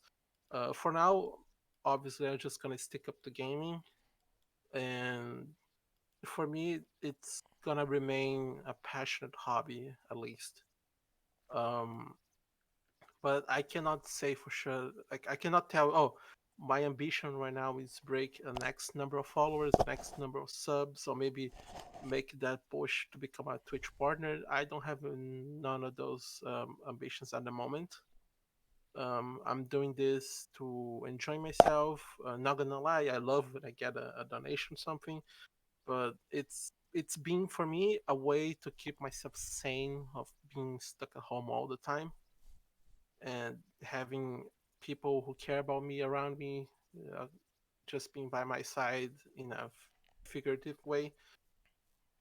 It's been so detrimental to keep myself in a good mood because I don't have many friends outside of the internet.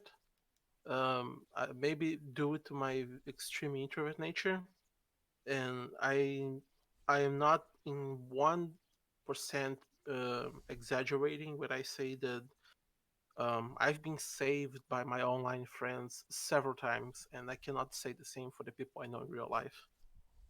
And I wanna just keep cultivating that through my stream, through my presence, through talking to everyone who I know online. That's what I'm doing. That's what I'm gonna keep doing.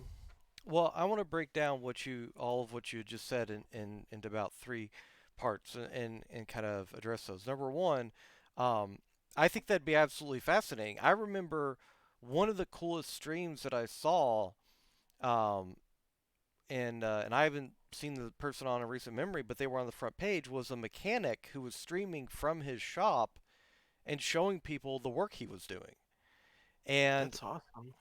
and I think that it is unbelievably limiting. Listen, there have been people, I won't name many names, but there have been people who have tried to prophesize that Twitch is going to become, like a 95% just chatting stream, and it's going to be people sitting in front of a camera.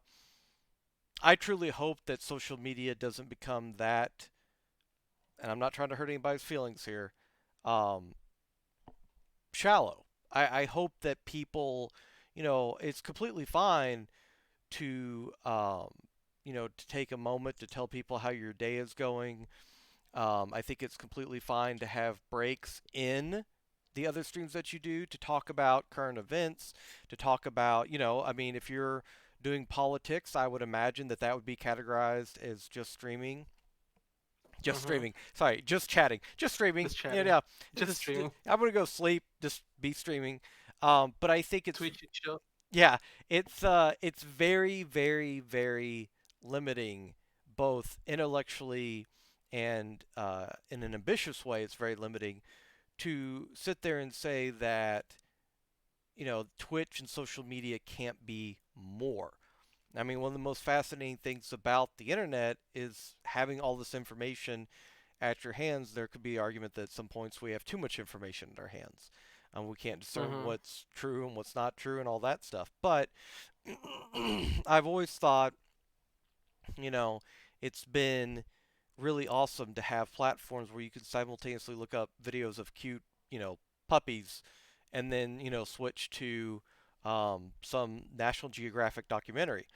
And I think that that would be absolutely awesome if we start moving. Um, video games. As far as I'm concerned, video games, uh, just chatting and all that stuff, it all falls under the sorry, falls under the category of entertainment, and I'm completely okay with that. But I would love to have more and more channels where you're talking about where people are almost giving um, A lectures. lesson or a Yeah, class. Yeah. and people can go and learn about different things. I think that I that think would. that's I think that is the future of many independent professionals who are not necessarily attached to a lab or a specific funded project by a university or a company to find not only financial aid, because imagine how awesome would be if a biologist is trying to sponsor a work that he's doing with a certain species that he cannot get a funding from a university or something, and via Patreon and all the viewers who are seeing his day-to-day progress on his scientific findings, and imagine being supported just by the people who are watching, interested in what he's doing. I think that would be amazing, and that would give so much power to professionals to keep going with the science without having to be bound by the financial objectives um, that are usually tied to any modern scientific research. Because one thing that is I can say for sure because I live in this field. Um, unless you what you're researching is going to turn into a very profitable thing for a pharmaceutical or food company, as a veterinary, whatever other research you're doing, you probably will not get much help funding it. And this might be one way to not be dependent of just guys who are only interested in seeing profit in the end of the month, but are actually trying to make new discoveries that can be, who knows, one day become the base for a new a new vaccine, a new medicine, something that no one ever imagined would be possible because people were just focused on trying to make a product that sells. And I think It, in certain ways you can even have sometimes both. Think of like MythBusters. You know, one of the greatest shows on television. Or, I I mean, love that show. obviously it's since wrapped up. By the way, rest in peace, Grant Imahara. Yeah, absolutely.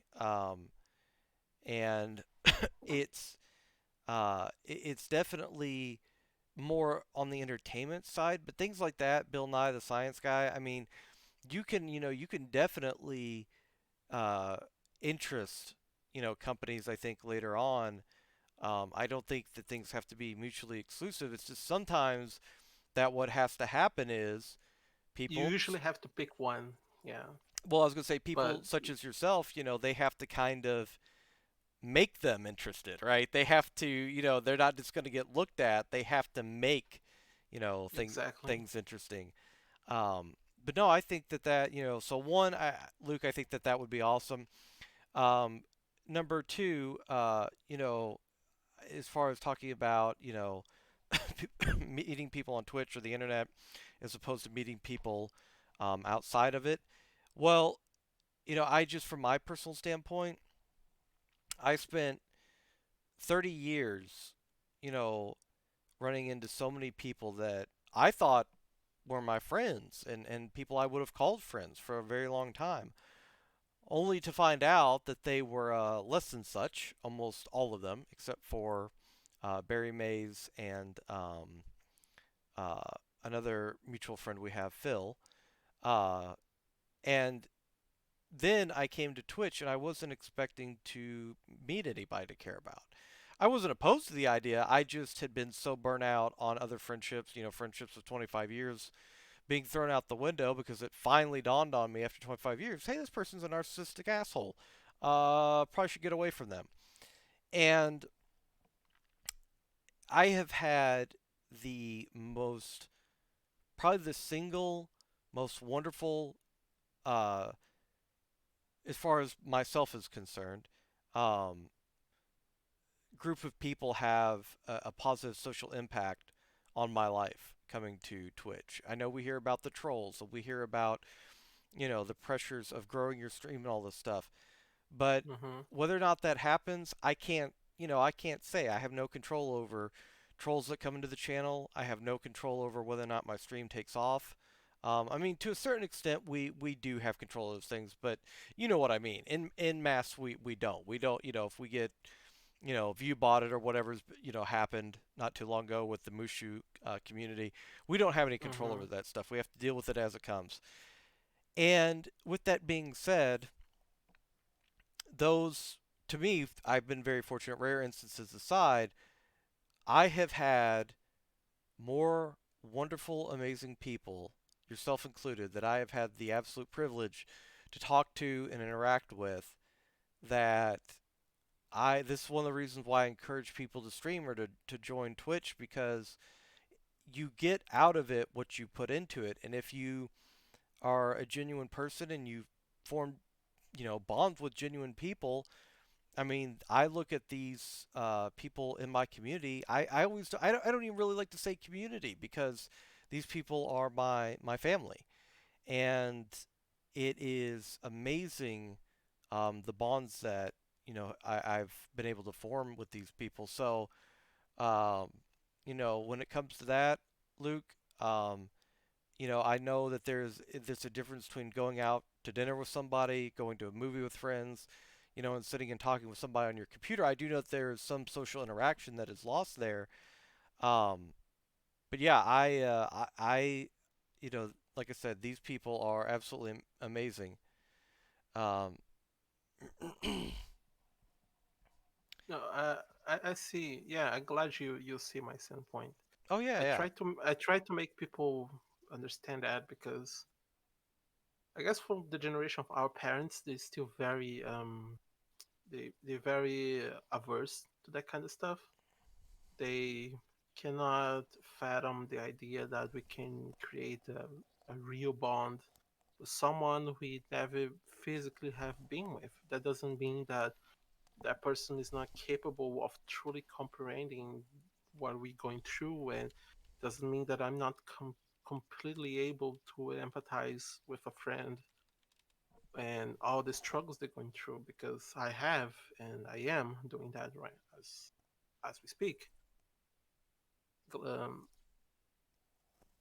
but I think that is something that for the future generations we're gonna teach and gonna learn from the next generations, that is going to be even more true. That you can you can genuinely make a great friend online, and if if the fate allows you to one day meet, so you can spend traditional time together, great. But if you don't, that doesn't mean that your friendship is not more special to someone who has going with high school with someone for so long.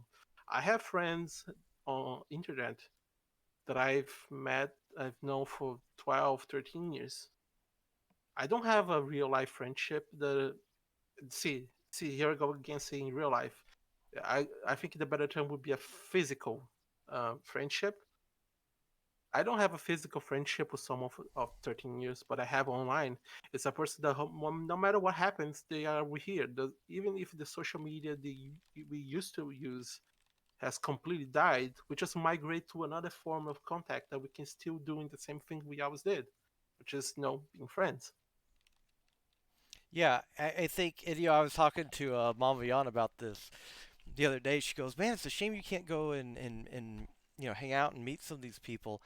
And I was like, "Well, if fate turns it into that one day, go to TwitchCon if the pandemic calms down enough for something like that to open back up as an event. That we head out there, but the interactions that you have with people are very, very real and very impactful. And I think that is one way in which we move towards, um, you know, getting rid of, and I don't mean that in, silencing or taking away their internet privileges per se, but move towards getting away from trolls and people that are very toxic in communities is because when you have all these other people that keep espousing this notion that internet reactions aren't real reactions, and a lot of those come from adults, and at this point, a 30-year-old calling somebody else an adult is kind of odd, I guess, but It's yeah, I feel the same as well. but you know what I mean. It comes from our parents and our grandparents and all these other people Yeah, telling like, oh, those people on the internet, they're not your real friends and they're not you. Well, when you tell people that, when you enforce that belief, then they start to think that what they say doesn't matter to somebody. exactly. Whether it's dismissive or negative or whatever, I think their opinion just doesn't matter. And so I kind of want to get away from that. I don't think we need to remove all anonymity from the internet, but I think that if we start to move towards, hey, these are real people behind the screens, real people that you interact with, they have their own hopes, dreams, personalities, lives that they live, and things that they can bring that are positive to your life, I think we really will start to move towards an infinitely better. Oh, thanks so much for the sub, buddy. I appreciate it. Thanks so much, Ace. Uh, See, that is a prime example right there. I yeah, mean, a person Ace is a person who's always very supportive of who I am, no matter where I am. Doesn't matter if I'm streaming, if it's someone else community. How can you go? How can someone go and tell that there is not a legitimate way to show your appreciation for someone as a friend? yeah, Ace is awesome. As is uh, almost. Of course, I haven't met every single person in the Mushu community, but everybody that I have met has been incredibly awesome. Um, Exactly. but yeah, as far as the future of your stream, Luke, I think that those are great ambitions, and I don't think that you necessarily have to. When I ask people this question, I don't think that people have to naturally move. Anonymous, thank you so much for gifting Ace a sub too. I appreciate it. Um, I was looking real quick for somebody that's usually doing that at anonymous, but they're not there, so I don't know who that is actually.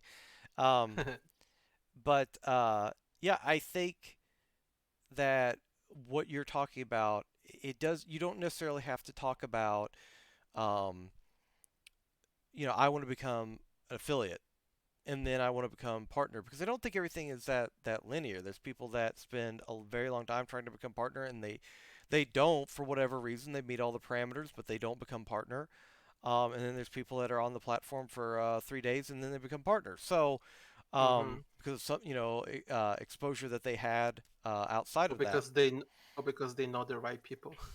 Exactly, yeah. Networking does matter. Um, A lot. but I think that what we bring in terms of because there's a future outside of just more viewers, more subs, uh, more people in your chat, more members in your Discord. There's a future that is vast beyond that. And Yeah, I think personal growth is much more interesting than just raising the numbers. personal growth, the growth of the people in your community, of your community itself, Yes. I think all that is essential. I don't think it's negotiable that that stuff is not important to grow as a streamer. Because at the end of the day, I know that if the viewer count goes up or whatever, that I would hope that I would improve personally as well as the stream continues to improve. um, so with that being said, Luke, I didn't know if I think we're going to go ahead and start to wrap things up here a little bit. Luke, this has been Okay. absolutely awesome. Was there anything that you wanted to talk about or add going out? Um, no, my closer was actually something around what I said. Is then I hope people start to see with more empathy the the bonds you can form with a person. It doesn't. You don't need to be close to that person physically to end up get having something truly beautiful with them. I'm very proud of the online friendships that I cultivated over the years, and because some of them are, I can safely say that they are everlasting. Um, it's a kind of support that transcends just uh, oh, we had a game in common, we had a series in common. No, we're just friends. We grew up to become friends, and I think that is possible for anyone. And we, as a social creature, we need those bonds to thrive. We need those to live a complete life. So I encourage you to not um, I not say to disregard if a family member of yours is being critical of you spending too much time online or something like that, but focus more on what you're gaining for your online friendship than taking just in consideration the critique of someone who is not necessarily against you. They just lack the understanding that you have because they come from a different time, and that is something that it's not easily changed. A person opinion, it's something almost immutable. It can change, but it's not easy. So do not be afraid of of creating bonds. I know I'm sounding like a persona character right now because you need to get the social link to the max, but it's true. It's true. Having uh, it's something that I always valued very much because I always grew up not having many friends, so I cherish the ones who stuck for me for a long time. Right. So I Same. hope everyone has that as well. Yeah, I You think that that is a beautiful sentiment to have. Is that understanding, um, where people come from and why they might have a particular opinion. And I also think that that expression of loyalty for those of that have been around with you for a while. I completely agree, Luke, 100%. it's and like I said, for me, my life has only improved since I started. I think that's the best part of streaming, to be honest, is how how healthy my mentality has been because it's I think this is a topic we didn't have a chance to talk. Maybe if we have a second interview because I struggle with depression. I see you talking about it. Sometimes you took a break yourself. Hmm. Um, my mental sanity has been uh, great actually, all things considered, and I don't know if the 25, 24-year-old me would be doing so great right now because that person was a very lonely guy compared to what he is today. And I owe that a lot to the online friends I made along the way. And I feel much more mentally ready for those hard times because I feel like I have made some very quality friends along the way. Well, I as far as that's concerned, Luke, I'm more than happy to talk about that now. If you want to expand upon that, we can absolutely talk about that. Yeah, it's a very important thing for me. It's something that I'm very open about, and sometimes it can scare people off. I have been open about this on the Mushu clan several times. That I am a survivor of suicide. I can say that easily now because it's been so long and it doesn't really affect me anymore. It's not like someone says suicide and I'm like, oh, I'm gonna try again. I'm sad. It's something that I grew up to say in a very mature tone because I think it's an important thing to be spoken. Um, Depression is the disease of the century. There is no denying that. We we still haven't found the best way to deal with it. We have we have been trying to do all sorts of things to lead people to have a healthy lifestyle while dealing with this disease. And we, for me, what has been the most helpful for me has been having very good friends with that have empathy towards me. That allied with actual treatment, which is also what I'm doing. Because, like I said, we are a social creature, and we need like a healthy interaction with other humans to thrive, which was something that I didn't have when the episode happened. And I can only imagine how hard it has been for people who were on my spot, but for a very unfortunate twist of events, they were successful in their attempt, while I failed. And when I say failed, maybe not a fail because I think it's much better that I am here today than having people lament that I'm gone. And it's like, yeah, but I'm pretty sure it would be better if they were here than having everyone suddenly being appreciative of who they were. And when they were in that bad spot, maybe the people close to them were unable to help, or that person was unable to help themselves. So I can only hope that everyone who's going through a very difficult time finds the help they need. Find the people who give him motivation to keep going. That is a very hard thing to do. It's not something that is bound by if you're rich, if you're poor. It's just some people are just sick and they need help, and it's very difficult to identify that. Yeah, we were talking about this in Techno Panda stream a couple of days ago, and you always hear people say, "Oh, why is this person depressed?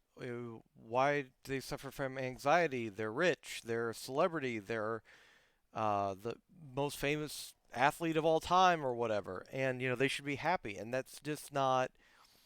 Depression does not have a a body type. It does not have a height preference, a weight preference, and It doesn't care about your account. yeah, it doesn't care about your account, your intelligence.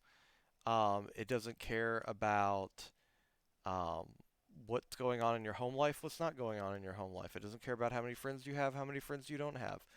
Um, it is an absolutely very inclusive, we will say, Yeah, disease, and that, depression doesn't discriminate. yeah, and that it's able to go after just about anybody. And this is this is why I always encourage, because we are not a group of trained professionals, but what aside from being a trained professional, being courteous and kind to people, you don't know the impact that that has on an otherwise very fraught with disaster day. You don't know Exactly. how much impact it You has. never know. You never know what the person next to you has been going through. Sometimes, um, a small gesture of kindness is just what the person needs to keep going.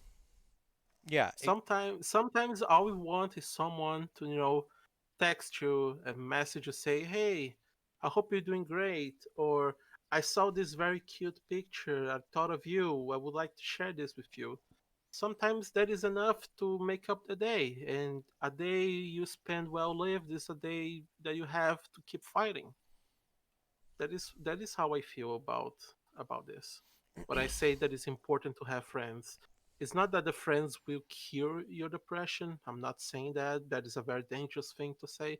I'm saying that having people who spread kindness is the best. At least is what we can do to create a better environment for those fragile people. right. I would say that your friends should never make you feel more alone than if you didn't have any.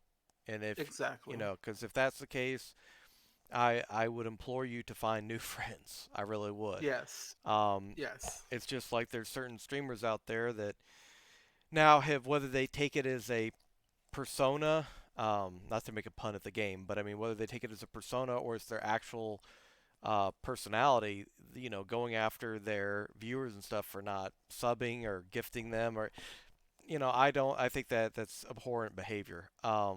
Yes. And I I think agree. that if you, whether it's a streamer or a community or anything, if the entire, and you can't go into a community of 100,000 people, let's say, and expect to immediately get recognized or noticed. But if you spend time, especially in smaller streamer communities, um, and people aren't trying to be welcoming and inclusive, this is my personal opinion, but I would find a different community. I would find a different group of people. Um, because life's too short to spend it. And again, I can tell you this of having had people um, that were very narcissistic uh, and very uncaring, but they were very good at pretending to care. For 20, 25 years of my life, some of them, and such a weight has been lifted off my shoulders, and with that weight lifted off, I was able to finally move from where I was to find you all. So, and just like Luke said, I couldn't, the person I was 5, 6, 7, 10 years ago, um, I did not like being that person, and I can guarantee most of you all will not have either. And I know that you all are so awesome. You might say, "Oh, I don't see how that's possible." And well, I'm telling you, objectively, I'm telling you that I was very defensive. I was always looking to start an argument in a lot of situations. I was not the best person, uh, Mm. and it took a lot of personal growth. But part of that personal growth became obtainable. I mean, a flower can't grow if it's in darkness. And so a part of that personal growth came from, yes, looking introspectively, but it also came from putting myself in an environment too, just like Overwatch. If Overwatch doesn't make you happy, find another game. I was terrified of leaving Overwatch, thought I'd lose every single viewer. Nobody would come back to the streams, nobody would want to be a part of the community. And I switched over to Remnant, and you know, I've been doing uh, better than I could have ever imagined, and met more amazing people uh, on top of the amazing people I did meet from Overwatch. But I met more amazing people that I was afraid I wasn't going to happen because I was switching games. So, life's too short to spend it being miserable. Do the everything that you can. That doesn't mean when it comes to depression that you're not going to have bad days. I mean, I have you all. I have Mama Yan. I have so many wonderful things in my life. And a couple days ago, it's just a bad day. I knew it was going to be a bad day. Mhm. And those days happen, but I'm going to tell you right now, it's a lot easier to bear the brunt, if you are spending your time where you're not like that with very good people, because that gives you, if anything, that gives you something else, worth fighting for, worth going on, all that stuff. And I think that it is always admirable for people to talk about those situations, because it doesn't get talked enough. And quirky, Mick Jagger is absolutely right. There's definitely a very big stigma. There's a stigma with both, uh, in my opinion, um, you know, getting help and then and not, not getting help. There always seems to be a paradox there.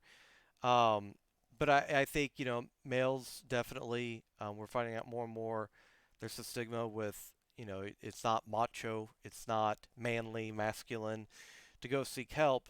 I think that is the wrong mindset.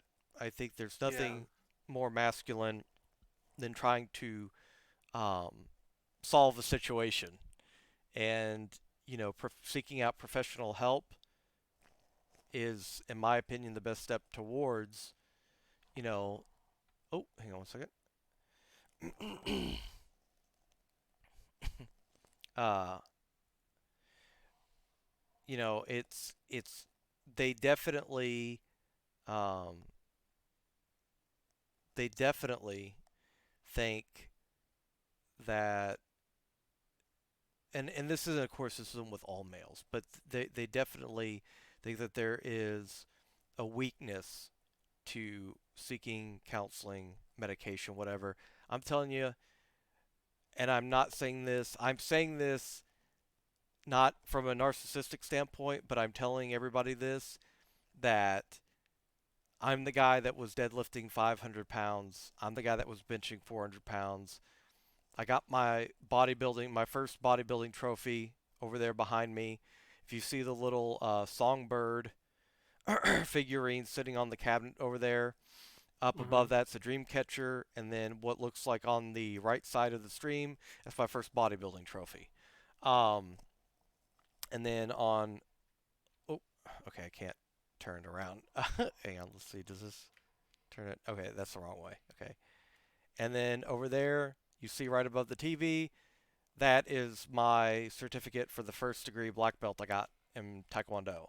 So I'm a person that was involved in martial arts.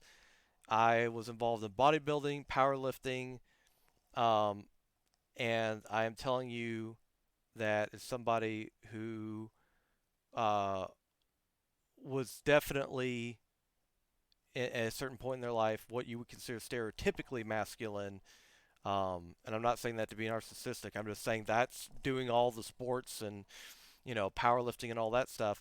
And I'm telling you right now, there is no weakness in seeking help when you need to. Um, I agree. and that the best thing that I have done is to do that. And if you also want to say this, I think it'd be completely fair to say this. I did it, um, to of course help my own situation, but I also did it because I started to understand that I wouldn't be able to spend time with you all if I didn't.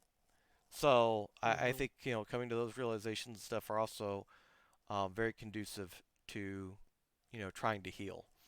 But no, Luke, I appreciate you 100% talking about that. And I think it doesn't get talked enough. If we talked about it every day, I don't think it get talked enough. Um, and yeah, no, I think that that's very humbling and very admirable. And I'm proud of you. Of course, I'm proud of you for having, been a survivor of suicide. But I'm also proud of you for being somebody who moved forward and who is, trying to better themselves and trying to better their health. Um, because it is not an easy thing to do. But I think it's awesome that you've done that. So, definitely, if everybody in chat wouldn't mind spamming some hearts for Luke, because that's a tough thing to talk about, and uh, and I think it's an awesome thing to talk about. So, I definitely, as always, I'm more than happy to spam hearts as well. Okay, well, I clicked the wrong button. There we go. Um, but yeah, no, I'm super proud of you, buddy. I think that's awesome. Uh, Thank you. Yeah, I one thing that I'm very proud of is that I grew up to be able to talk to the those subjects in a more objective way, more than just, scare people off of the subject. And it helps that people are slowly growing more conscious of the subject. We're even seeing this here for the best or for the worst. We can all address the tragedy of Attica and Rackful, mhm. and also a very interesting movement that has been going on. I right now I cannot remember the name of him, but there is a psychiatric who did an interview with Lily Pichu and a couple of other big streamers, and he's bringing up in a very interesting approach to those bigger names in the Twitch community, and in a very interesting way they are opening themselves and explaining all the hardships they are going through as well. And I'm not gonna lie, to some people that might sound a little uncomfortable. It is an uncomfortable subject to talk, but doesn't mean that it's a subject that should be avoided. Or on the other way, I think that is something that we have to keep exposing people to, so we can go reach a point where we can treat this like we treat any other disease, something that needs to be addressed, treated, and dealt with throughout your life if it's necessary, and not dealt as a person with depression is a different, weird individual who will never be able to, you know, live a normal life amongst, neurotypical people, which is how some people still see them. Will say, "Oh, that person has depression. He must be fucked up in the head." And it's not that harsh. It's a disease. It's something that it can be dealt with, and most importantly, it's something that needs more empathy from the general public. Yeah, absolutely. I agree with everything. Um, yeah, I think that, you know, it's it's kind of ironic that one of the ways in which you can help with depression is seeking a professional and talking about your depression with them. And interestingly enough, one of the ways in which we as a society will get better dealing with depression is to talk about depression. Yeah, So, both on a personal and on a societal level, talking about it seems to be the way to kind of moving forward in a lot of instances. So, no, I think I'm happy that you did talk about that, Luke. and another thing that is also ironic is that this would be beneficial to the people who are,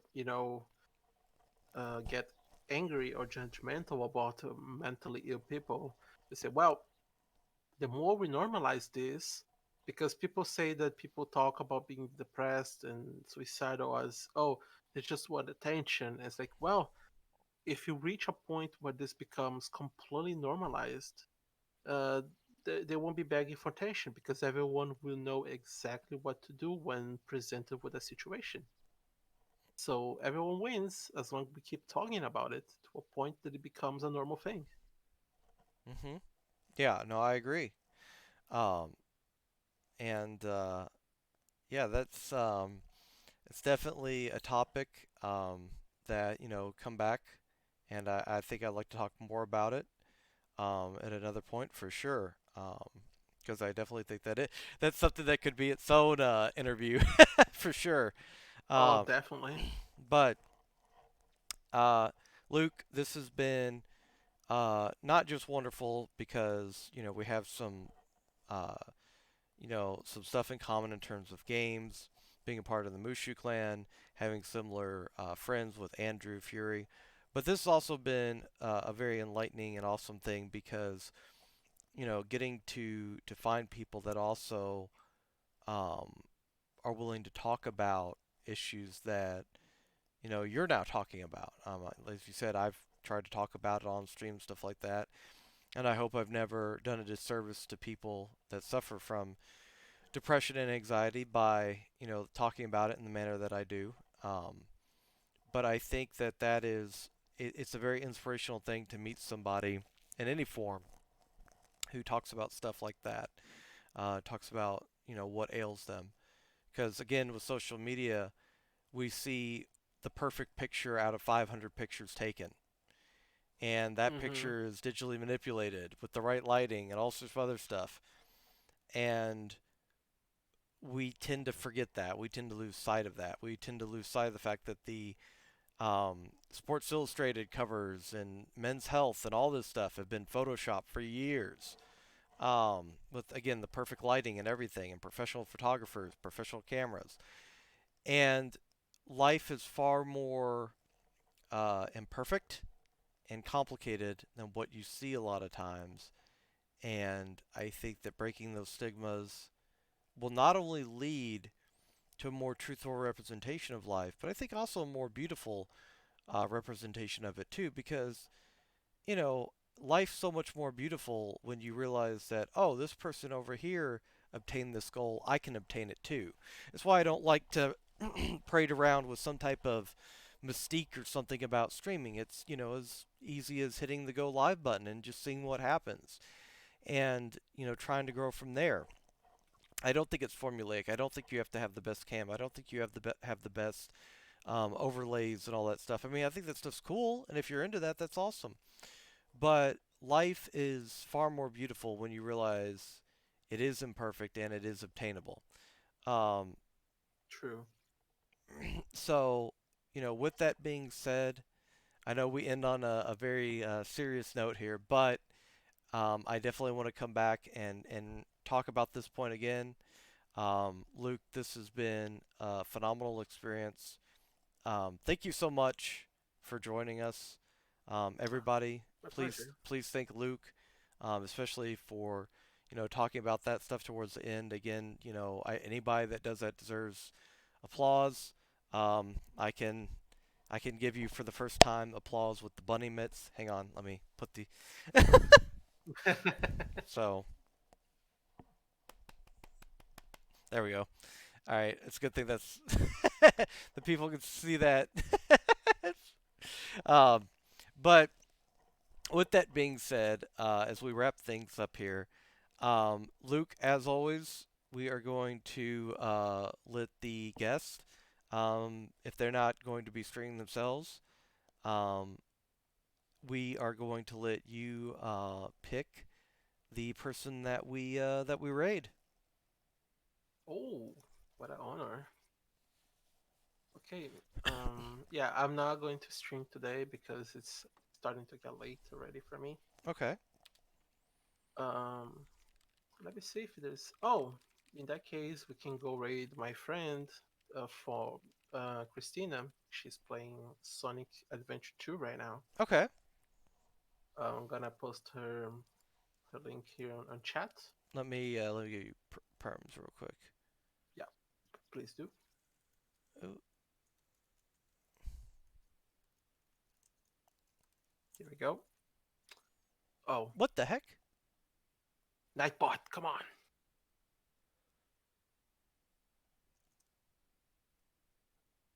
Huh. That was interesting. All right, try it now. Okay, one more time. Okay, let me type something else. It says the same message.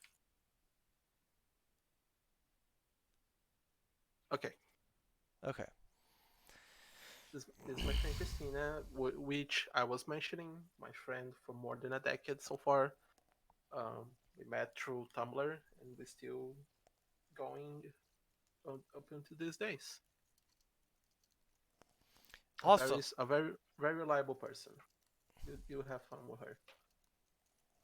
Well, give me 1 second. We're going to start the raid. Um, Luke, if you wouldn't mind, I always talk with the guest a little bit afterwards. If you wouldn't mind sticking around, I'm going to go ahead and mute myself real quick though, to do a couple more announcements, and then we're gonna raid your friend. And Okay. yeah, and I hope everybody sticks around for the raid so we can drop some follows and show some love to Luke's friend. So give me 1 second, and or not 1 second, but a minute, and I will be right back with you, Luke. All right. All right. So again, um, thank you all so much for being here. Some tough subject matter, obviously, there towards the end, but as I say, both uh, in the panels, and I've said this before in the Discord and all that stuff. I know we meme and whatnot, but I respect all of you all as intelligent and mature individuals. So when it comes to that subject matter, I feel that we can all approach it from an intelligent standpoint. And I appreciate you all being supportive. I know you've been supportive of me in the past with issues like that, and I appreciate you being supportive of Luke as well. Because that, at the end of the day, is what I want to create more than anything.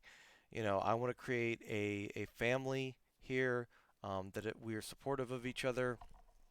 We are supportive of, what each other does, our shortcomings, our strengths, our successes, our failures. It does not matter. We are supportive of each other, and I think that is the most important thing. For those of you who said that you came in late, no worries. The VOD will be up. Be sure to check it out. Also, I had the VOD the other day that's still up from Cyanide 606. And Vinny, I don't know what that was. What you were trying to do there. Hieroglyphics or something? What happened there?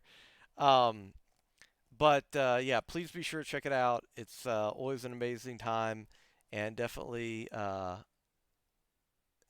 something um, that I would encourage you all to do if you didn't have a chance to see it live. With that being said, I am going to do two things real quick. Number one, well, let's go ahead and start that raid.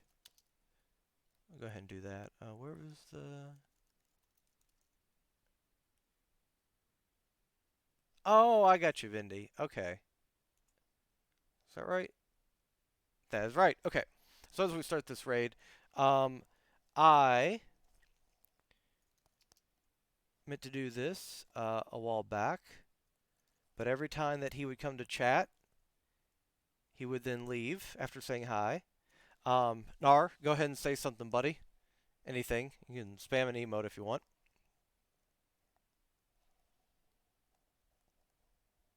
I'll wait just a second.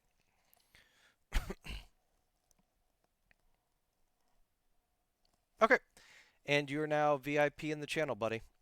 I really appreciate the support you've shown, but as I've said to Lixie before, I appreciate just as much, if not more so, the support that you've shown Barry because of how close Barry and I are.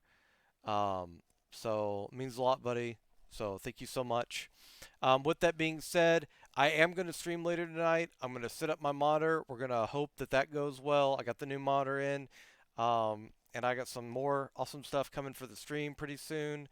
It may or may not be another type of bunny costume. No spoilers. But at any rate, I love you all so much. I'll see you all here in a couple hours. Be a late stream, but hopefully I'll see you all back. Bye, everybody.